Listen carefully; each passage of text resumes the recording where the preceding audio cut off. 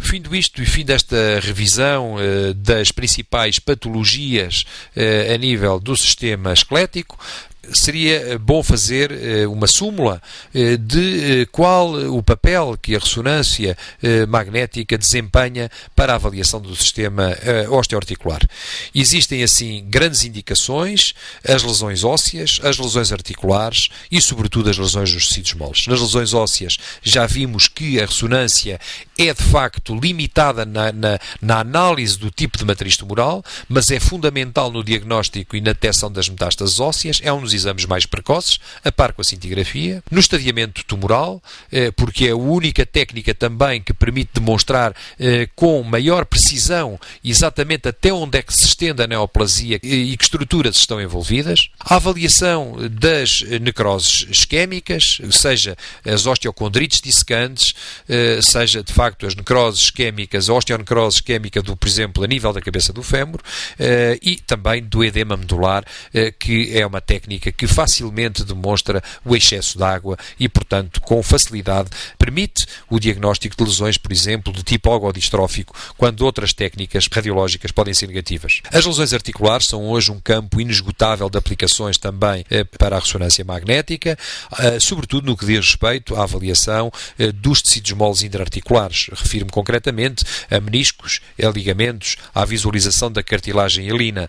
Não é, obviamente, tão bom na detecção dos traços de fratura que podemos ver com, por exemplo, a radiologia convencional ou com a tomografia computurizada, mas também é um método importante até na demonstração dos sinais indiretos de microfraturas taberculares, mais uma vez o edema medular. É uma técnica também muito importante na avaliação dos processos infecciosos e dos processos tumorais intraarticulares, demonstrando mais uma vez a total extensão do processo, o que a nível dos tecidos moles, como sabemos, a TAC é de facto muito limitada, onde a nível dos tecidos moles de facto permite uma caracterização excepcional do tipo de tumor e também produzir o seu estadiamento e verificar exatamente quais as estruturas envolvidas, permitindo adaptar melhor as hipóteses terapêuticas, entretanto equacionadas.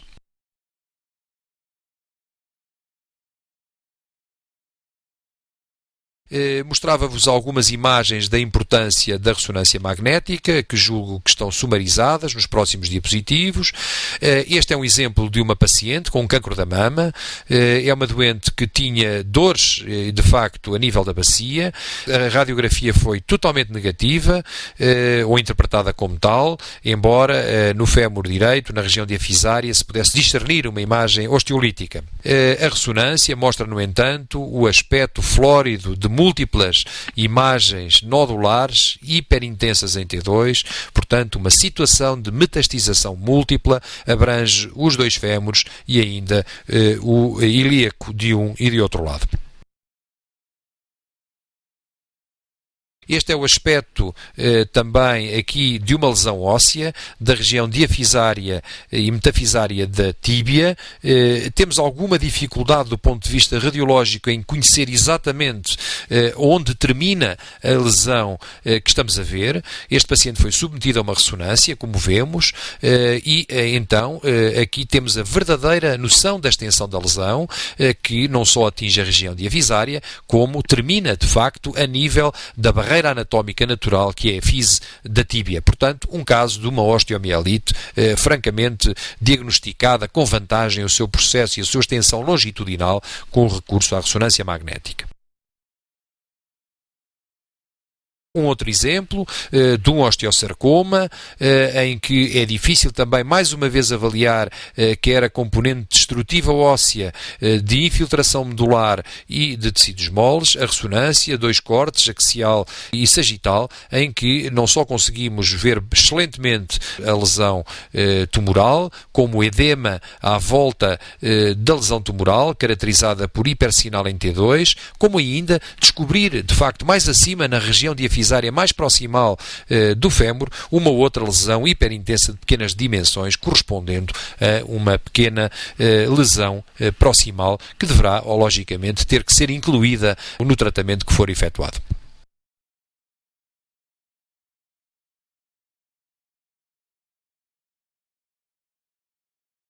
Finalmente, um exemplo que me parece elucidativo também da enorme vantagem da ressonância magnética.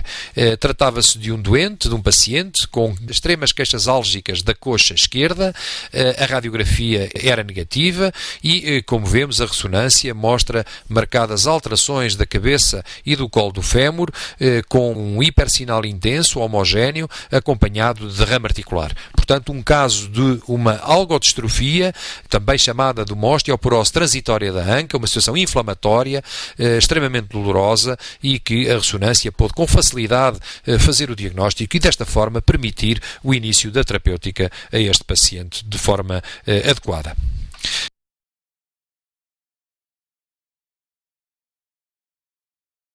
Por último, a demonstração da ressonância magnética não se esgota, logicamente, na demonstração destes processos infiltrativos modulares, mas, como referi, a sua importância na avaliação da patologia traumática e dos componentes de tecidos moles intraarticulares. Aqui temos duas imagens do joelho, uma obtida no plano sagital e outra no plano coronal, ambas ponderadas em T1, e vê-se, de facto, com vantagem a excelente discriminação da cartilagem hialina articular, perfeitamente preservada neste caso. Observa-se uma imagem linear de hipersinal a nível da ponta posterior do menisco interno, que é hipointenso, uma situação de fratura meniscal diagnosticada com facilidade com o recurso a esta técnica que até aí não era conhecida.